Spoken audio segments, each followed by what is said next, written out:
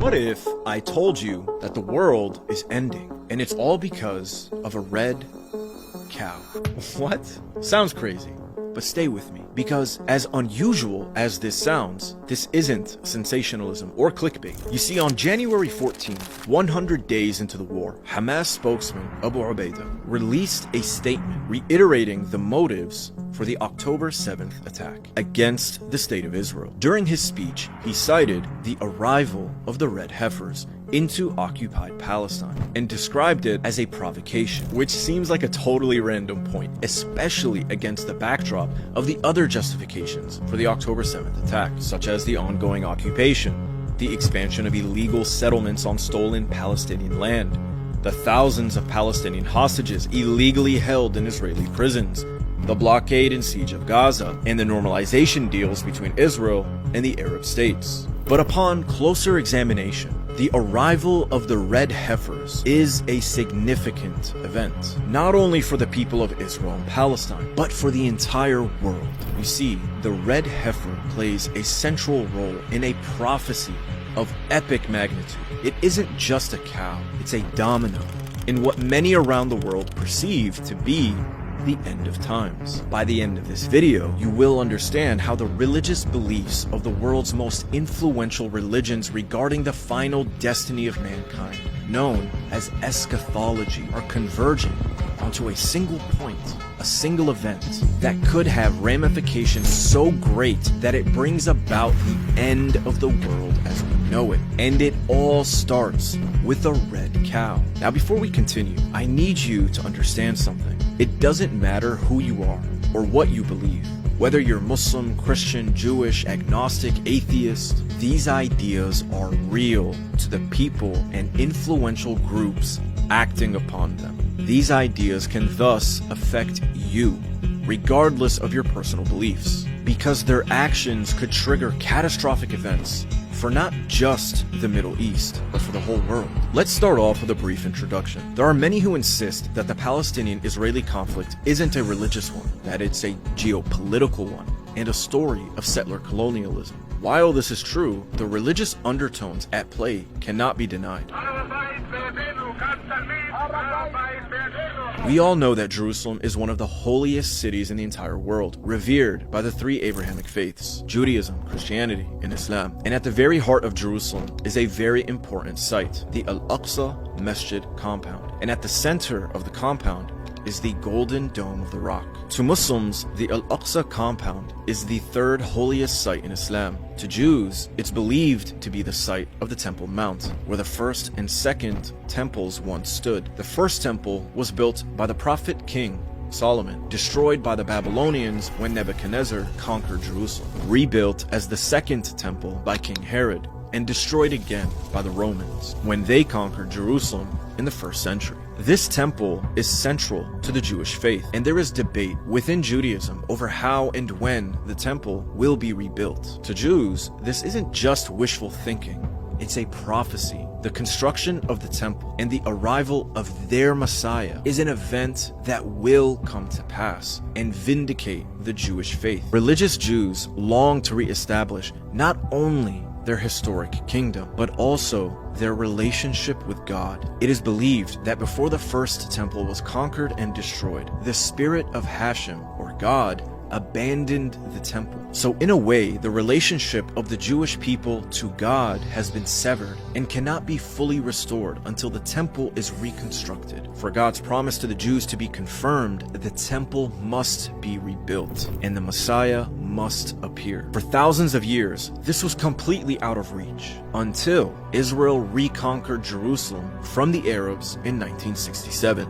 When Commander Gore declared that the Temple Mount was back in Jewish hands, it rekindled hope for a long-awaited Third Temple. The Six-Day War was a miracle of biblical proportions and was a cataclysmic opening of a new era for Israel and for the whole world. This was seen by some as a divinely ordained event and a necessary step towards the re-establishment of the Holy Temple. But there's a problem, a massive problem. The Jews believe this temple must be rebuilt on Temple Mount, meaning the Al-Aqsa compound, the Islamic holy site, must be destroyed. And so despite controlling Jerusalem for the last 60 plus years, Israel has been quiet about any intentions to rebuild the temple, as this would be seen as a major provocation and incite a war between Israel and the Muslim world. But working in the background are groups dedicated to the destruction of Al-Aqsa and the reconstruction of the temple. One such group, the Temple Institute, has worked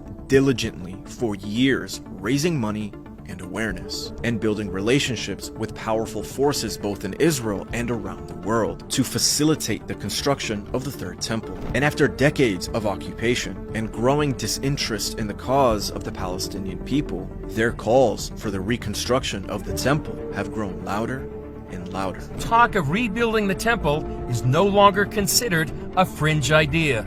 Today, there is a lobby in the Knesset of how many members of Knesset that are constantly speaking about Jewish rights to pray on the Temple Mount. There are members of Knesset that actually talk about the rebuilding of the Holy Temple. Do you understand that 20 years ago, these people wouldn't have been given a moment on prime time television in Israel to say these things. They would have been laughed out. So a few years ago, this was considered fringe? Zealots, lunatics, peculiar.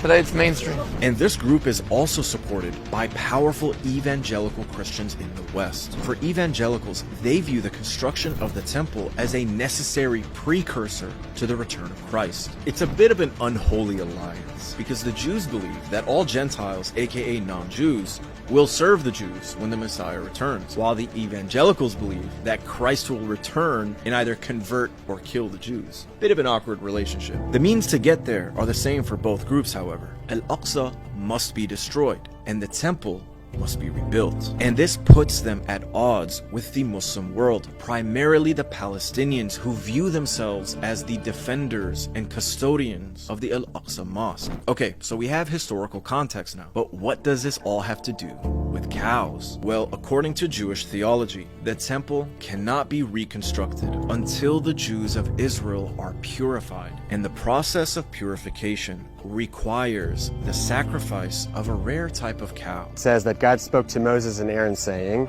"This is the ritual law that God has commanded, instruct the children of Israel to bring you a red cow without blemish, in which there is no defect, and on which no yoke has been laid."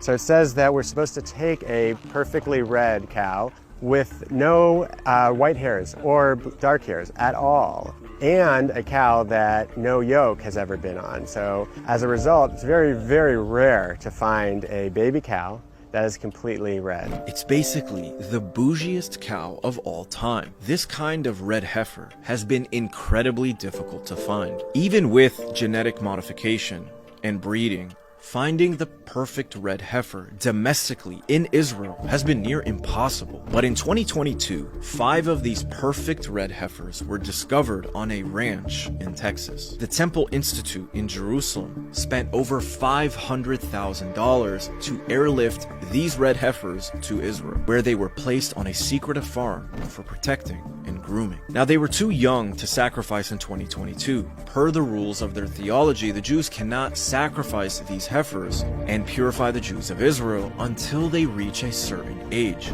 The Book of Numbers explains that ashes of the red heifer are used to purify priests for their service in the temple. These red heifers are now between 1.5 to 2 years old.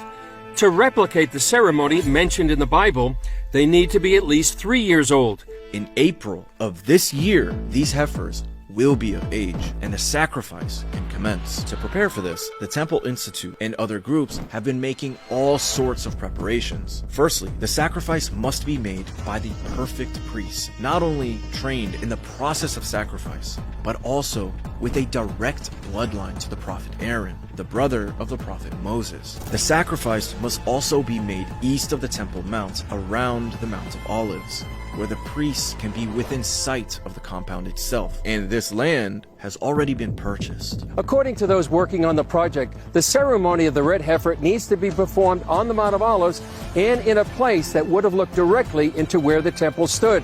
The land I'm standing on, bought 12 years ago, fits both of those standards. It's had to be exactly at the front, a place that the priest that made this ceremony can see the Holy of the Holy Place. Rabbi Yitzhak Mamo owns the land here on the Mount of Olives. And we hope that in a year and a half from today, we can make here in this area the ceremony of the red heifer. That actually will be the first step to the temple. Mamo says the ceremony needs priests who have not been defiled by touching anything dead. The Temple Institute actually have 9 pure priests, and they are pure, and they are waiting.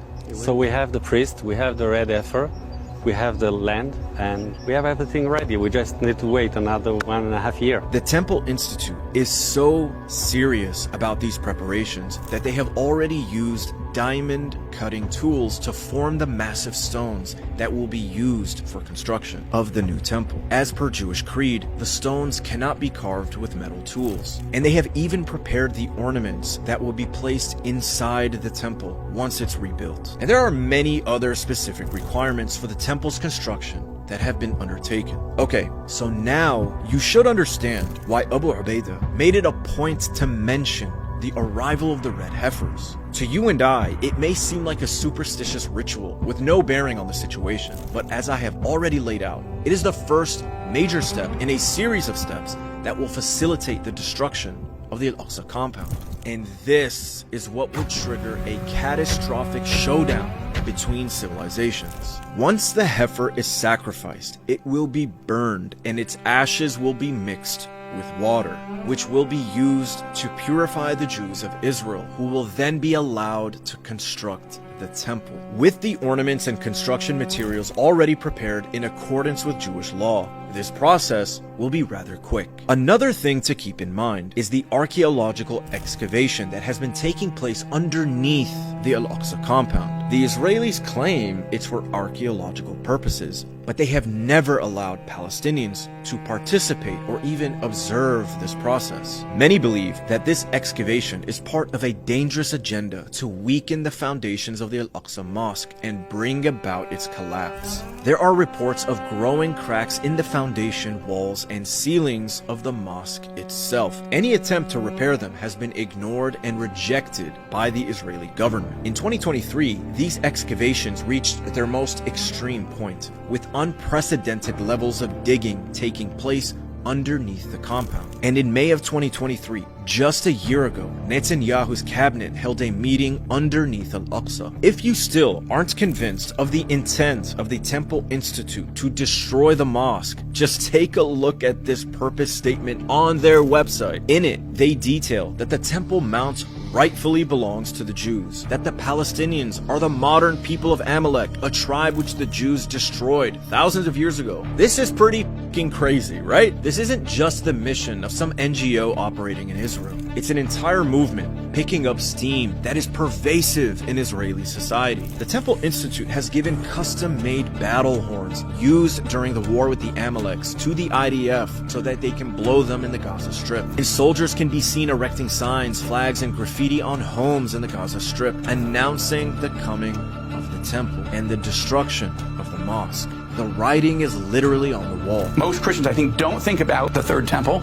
but those who do believe that it will be built before Jesus returns and that the Antichrist will take over that third temple during the tribulation and try to rule the world from there. Could it happen in our lifetime? That to me is intriguing. I think we don't know, but there are some Jews who are really making, as you're reporting on, preparations to get ready for that moment, and that's something to watch closely. To many, this isn't just a war between a rebel group and an occupier. It's a war of conquest by religious zealots in the same vein as the Crusaders and ISIS. And it's all coming to a head. Hamas felt so strongly about this provocation that they cited it as a motive for October 7th.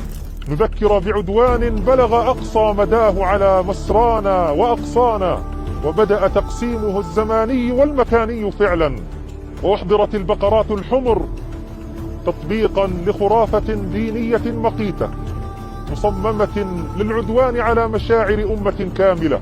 It wasn't only a desperate plea to the world to pay attention to the plight of the Palestinian people. It was a warning to the entire Muslim world that one of their holiest sites is under threat of destruction because they see the writing on the wall. They see the calls from organizations like the Temple Institute and the people who fund them. They see the policies being enacted by the violent and religiously extremist Israeli government, working hand in hand with evangelical Christian extremists. They see the indoctrination of their children, the future generation.